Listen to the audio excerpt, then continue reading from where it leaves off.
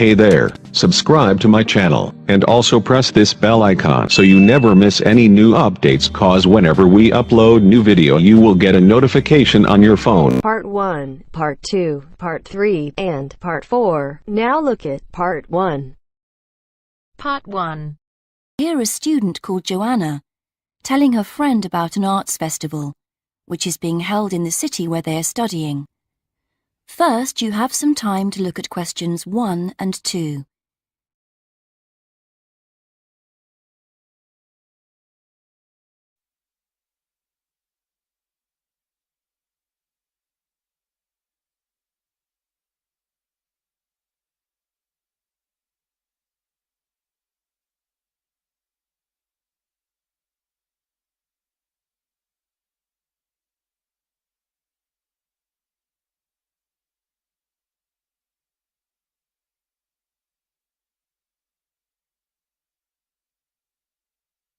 Now we shall begin.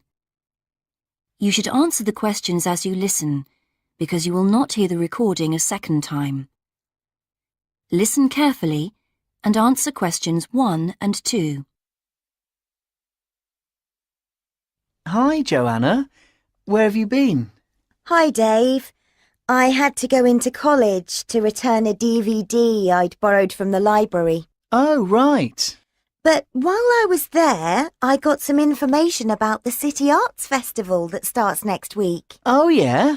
I saw a poster advertising it somewhere. Yeah, and I picked up this leaflet from the library. It gives you the website address. So as I was there, I logged on to get more information. Actually, although they've got the full programme of events fixed now, you can't book online, which seems strange. There's a number to phone, though. And are there student discounts? I guess so, but I didn't notice. Anyway, there are 3 things I'd like to see. An Italian film, a rock concert, and an art exhibition. Oh. The exhibition's free, and you don't need to book, so I'll definitely go to that. But I'm going to get tickets for the film in case they sell out. Good idea. You can always buy concert tickets at the door, because that's in a really big hall. Right. Before you listen to the rest of the conversation, you have some time to read questions 3 to 10.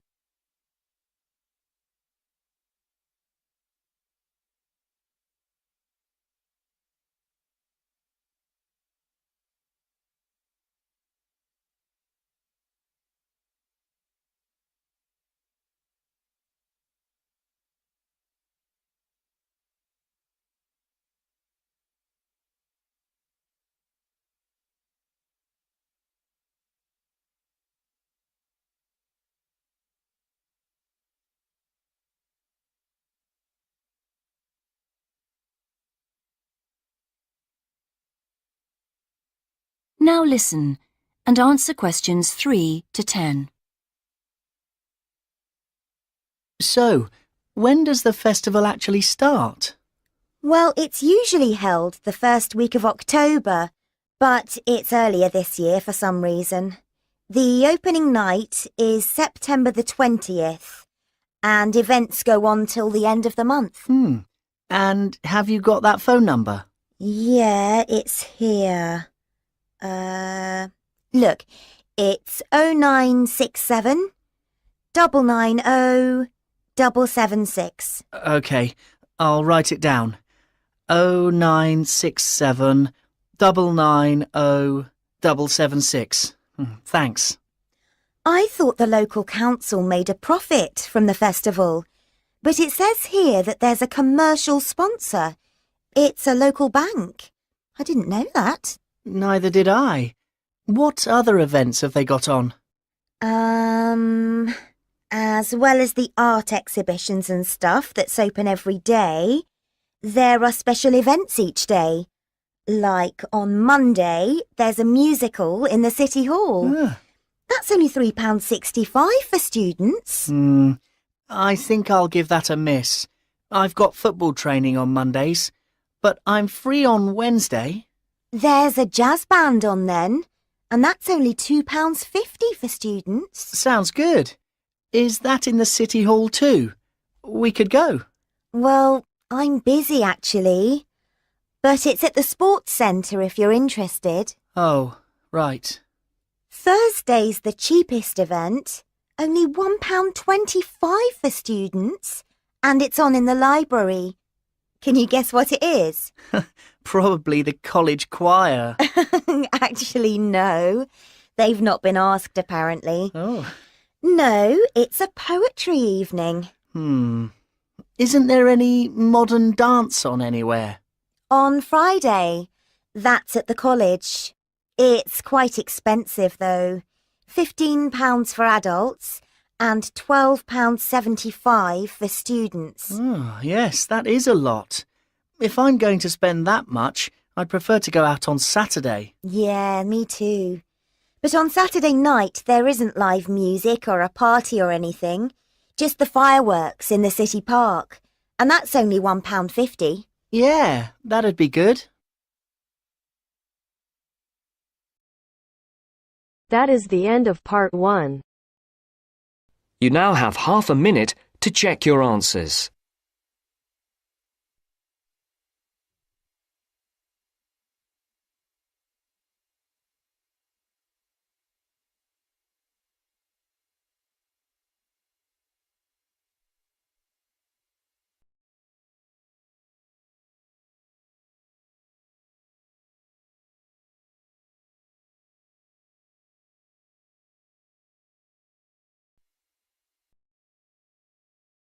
Now turns to part 2.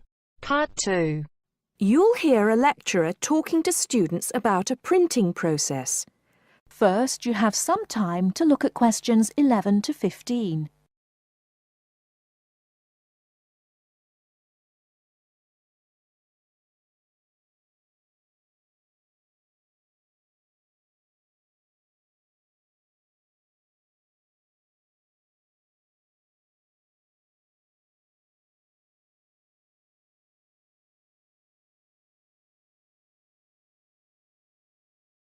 Now, listen carefully and answer questions 11 to 15. As I've made clear in earlier lectures, many different solutions have been proposed to the basic technological problem of getting meaningful marks onto paper. In other words, several different forms of printing have developed over the years, many of which are still in use today for different purposes. This week, I'd like to discuss the rotogravure process. This is one of the most widely used printing processes, and after describing how the process works, I'll be describing some of its industrial uses and the advantages and disadvantages of this form of printing. As the name implies, rotogravure is a form of printing in which large cylindrical pieces of metal rotate, while the paper to be printed passes between them. The paper is held in place against the printing surface by the impression roller. The weight of this roller is one of the factors that affect how much ink is actually transferred to the paper. Remember that this roller does not directly transfer ink onto the paper. The side in contact with the impression roller remains blank, and it's the other side of the paper which is actually the printed side. The impression roller presses the paper against the ink-bearing roller, generally known as the gravure cylinder. This roller is etched or engraved using either a laser or a diamond-tipped etching machine. This creates a large number of tiny holes in the surface of the roller which hold the ink. The depth and size of these holes determines how much ink is picked up from the ink fountain, which the whole printing assembly rests in. How much ink is picked up, in turn, determines the density of the image produced. As it rotates, the lower roller picks up more ink on its surface than is required, and this needs to be removed before contact with the paper. A flat edge, called the doctor blade, scrapes against the surface and removes all ink which is not in one of the holes on the surface of the lower roller. This should lead to a clean image. Before you hear the rest of the talk, you have some time to look at questions 16 to 20.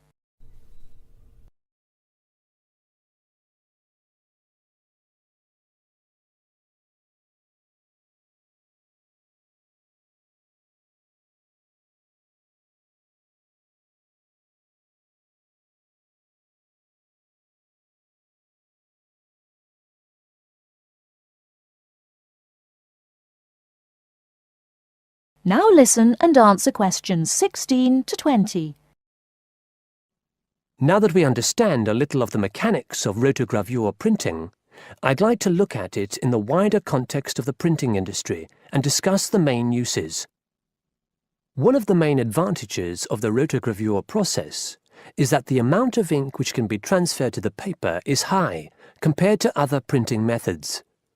This means that a broad density range can be produced. In other words, with rotogravure, it's possible to produce many different light and dark shades, making it particularly suitable for reproducing photographs and fine art. For shorter print runs, some other processes may give a finer image, but rotogravure is ideal for jobs that involve printing, for example, 1 million magazines.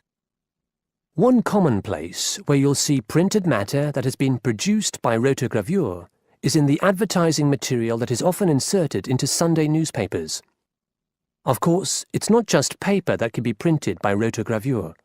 It's a very flexible process, since the rollers used can be made to any size required.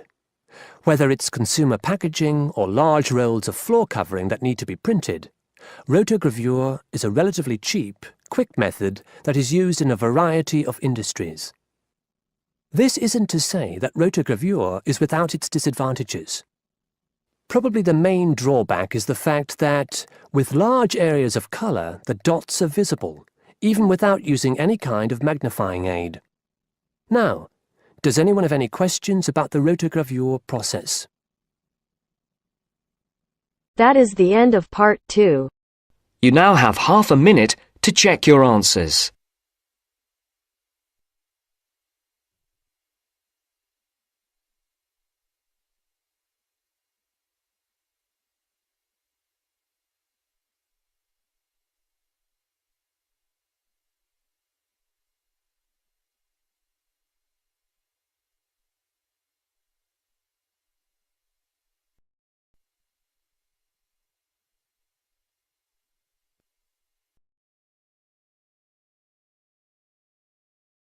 Now turns to part 3. Part 3. You will hear 2 undergraduates doing a research methods course. A girl called Leela and a boy called Jake having a seminar with their tutor. Now you have some time to look at questions 21 to 24.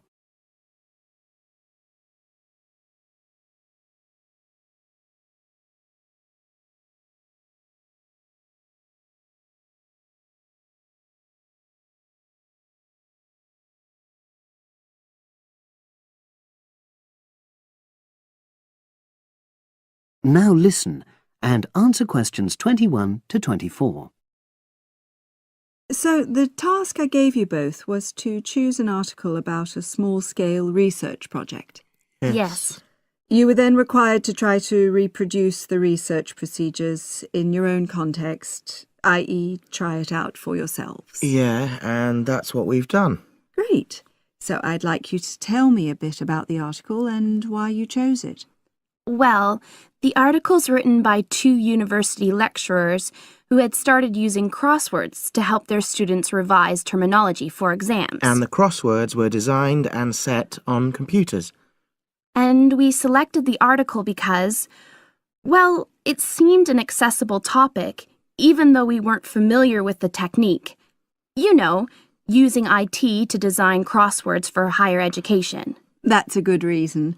So these lecturers wanted to see how well this innovation was received by their students. Yes. So how did you go about reproducing the research? Well, we drew up a list of terms from one of our own modules and designed a crossword for revising these terms. Then we asked our classmates to try out the crossword and give us feedback, their opinions on how they felt about using the technique. Was it easy to find participants? It wasn't easy at first, but then we convinced them that by taking part in the research, they were actually benefiting themselves by preparing for an exam which is coming up later this term. And it worked. Good. So how did you find out what the students thought about doing the crosswords? A questionnaire. The original article used a 2-page long questionnaire. There were lots of excellent questions on it, but the whole section on difficulties using IT is now obsolete. Old-fashioned, even though it had only been written a couple of years ago. So you designed a shorter version? Yeah. Then we sent it to the 40 students by email and got 28 replies. I was taken aback by the fact that everybody we talked to thought this was a good return. I mean, the responses were well written. You know, people had taken a lot of care, but I was really disappointed with the low numbers. Yes, an important lesson to learn for an apprentice researcher. Yeah. Now you have some time to look at questions 25 to 30.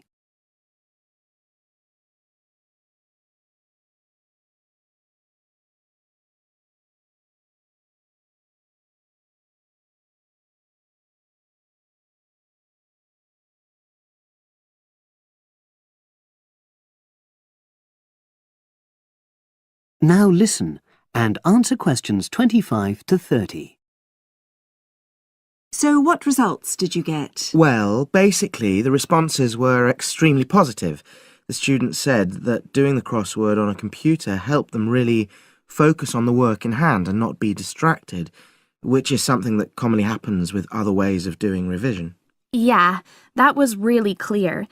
But something that struck me was that having fun hardly featured in their responses, nor did anything to do with spelling of hard words, which I thought would be an obvious benefit. No?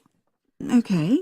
Respondents also said that doing the crossword hadn't really increased their general motivation to study, but that it had highlighted the gaps in their memory so they knew what further work was necessary. Right. So how did your findings tally with those of the original researchers?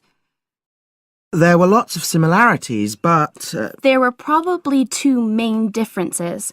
We found that more males than females liked the technique, whereas the original study found the reverse. Also, our respondents said they wouldn't mind doing a crossword as a final official exam, whereas in the original study, students said they would hate doing it even if it meant having a shorter test. But of course, both sets of respondents said they'd be interested in doing more crosswords for informal purposes, revision, and so forth. Right. So let's have a think about the whole project and what you've learned from doing it.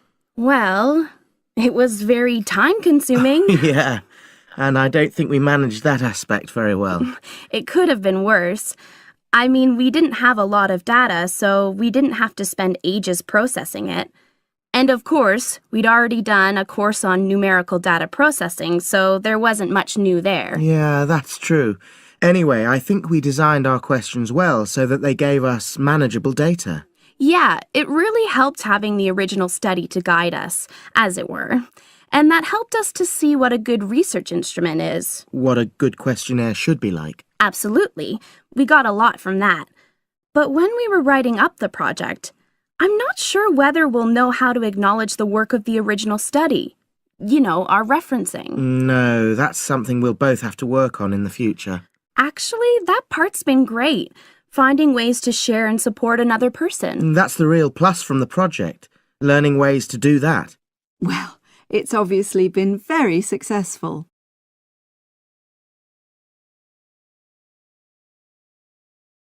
That is the end of part 3. You now have half a minute to check your answers.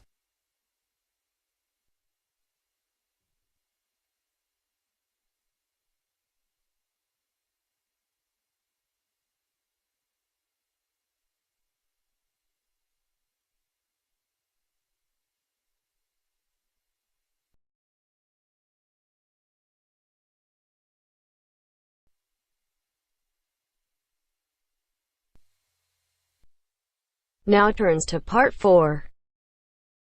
Part 4. I'd like to talk about the changes to our leisure time, and I'll start by talking about lifestyle changes over recent years for women. First, you have some time to look at questions 31 to 40.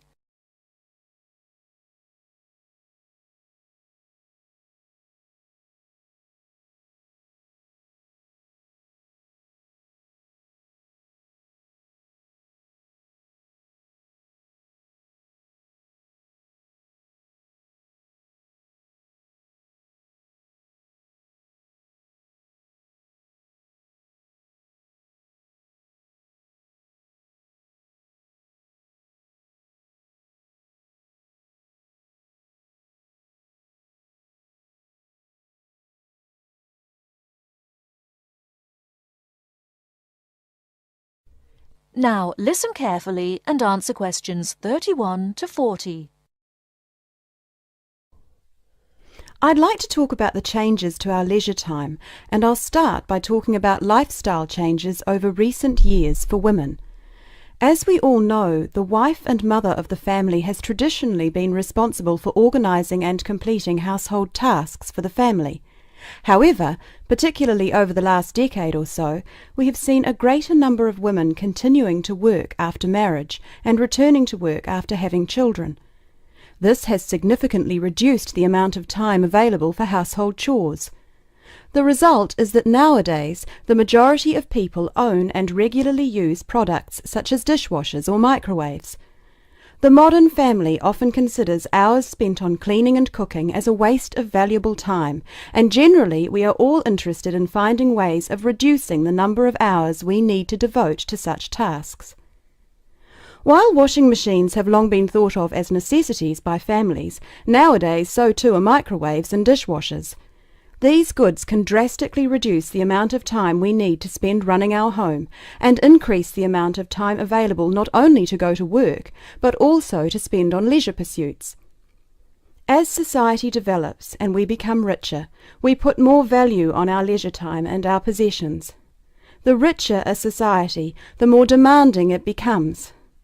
People are no longer happy to work long hours for little return. Expensive holidays, expensive clothes and cars all become more important the more materialistic the society in which we live. Acquiring things and joining the race of acquisition means that modern society spends a lot of time and money purchasing unnecessary goods. Although expensive and persuasive marketing techniques are partly responsible, the demand for such goods often comes from young professionals, those with the money to endlessly upgrade things simply because a better model is made available. Our obsession with the newest and best products available, while good for the economy, can also have a negative impact on the environment. It is not appropriate to overproduce appliances and overuse electricity to keep these unnecessary appliances operating in our homes. We often forget about the damage we have done to and continue to do to the environment. Others opposed to the overuse of appliances and technology also argue that from a social point of view, over-reliance on gadgets means that people are losing the ability to be creative. Traditionally, it was considered an enviable skill to prepare meals night after night for our families. Nowadays, women are more likely to gain approval from others for their success in their careers than their ability in the kitchen. Along with microwaves have come ready-cooked meals, pre-washed vegetables, and our reliance on takeaway food when we are too busy to cook it ourselves. While there are obvious advantages and disadvantages to our increasingly active buying behaviour and changing wants and desires, it is likely that our desire to purchase labour-saving items will continue. So it is therefore inevitable that production of such goods will increase. We can only hope to educate ourselves and our children to buy goods we need, not just goods that are available, and we must also consider their environmental impact. In short, moderation is the most important word for the future. I thank you very much for coming today and listening. That is the end of part 4. You now have half a minute to check your answers.